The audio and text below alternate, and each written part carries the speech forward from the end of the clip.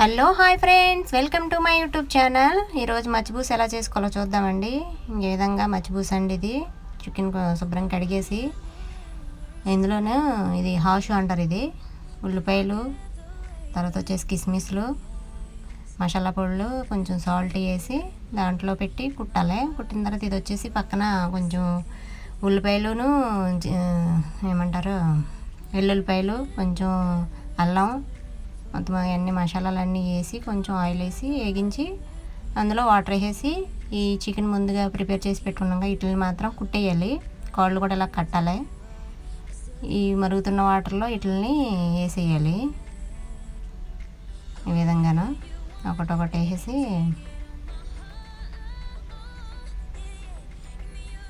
Forty 45 minutes boil చేయాలన్నమాట. ఈ విధంగాను ఇలా బాయిల్ చేసిన వీటిని ఇలా తీసేసి పక్కకు తీసుకోవాలి.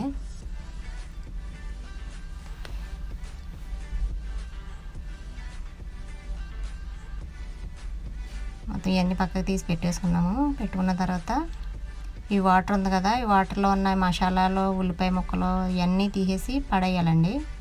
డ్రై చేసేసుకున్నా పర్లేదు.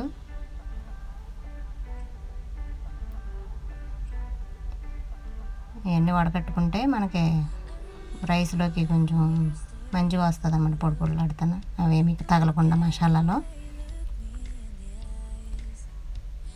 ముందుగా ప్రిపేర్ చేసుకున్న కొంచెం ఆయిల్లోను ఉల్లిపాయలును వెల్లుల్లిపాయలు కొంచెం వేగించి ఈ వాటర్లో వేస్తాము. ఆయిల్ ఎక్కువ ఉంది కాబట్టి ఇంకా ఆయిల్ వేయట్లేదు, ఓన్లీ మసాలాలు. అది బాయిల్ చేయాలి వాటరు. ఈలోపు ఈ చికెన్లోకి కొంచెం నిమ్మరసం, కొద్దిగా నిమ్మరసం వేసి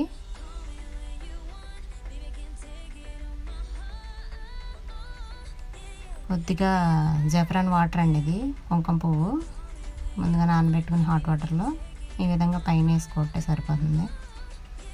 కింద తిరగేసుకున్నప్పుడు సరిపోతుంది, మనకి పైన వేస్తే సరిపోతుంది. అలాగా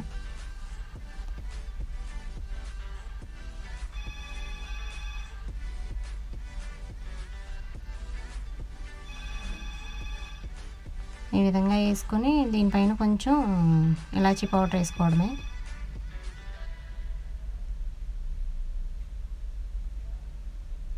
ఇలాచీ పౌడర్ వేసి ముందుగా మనము కుట్టాం కదా, దారం తీసేసి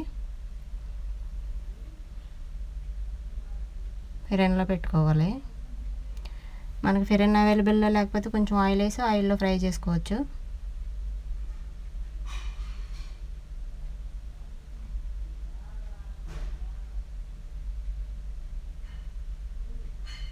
ఈ కాళ్ళు కట్ని కూడా తీసేసి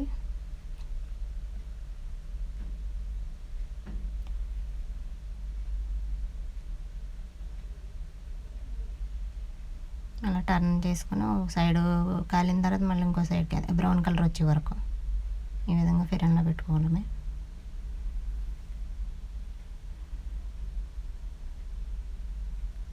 సెకండ్లో పెట్టామండి, మీరు హైలో పెట్టొద్దు ఎక్కువ. ఈ వాటర్ బాయిల్ అవుతుంది కదా, ఈ వాటర్ బాయిల్ అవుతున్న వాటర్లోనే మనం రైస్ వేసుకోవచ్చు. వాటర్ ఎక్కువ అయితే కనుక ఇప్పుడే ముందే తీసేసుకుని పక్కన పెట్టుకోవచ్చు, కావాల్సినప్పుడు వేసుకోవచ్చు.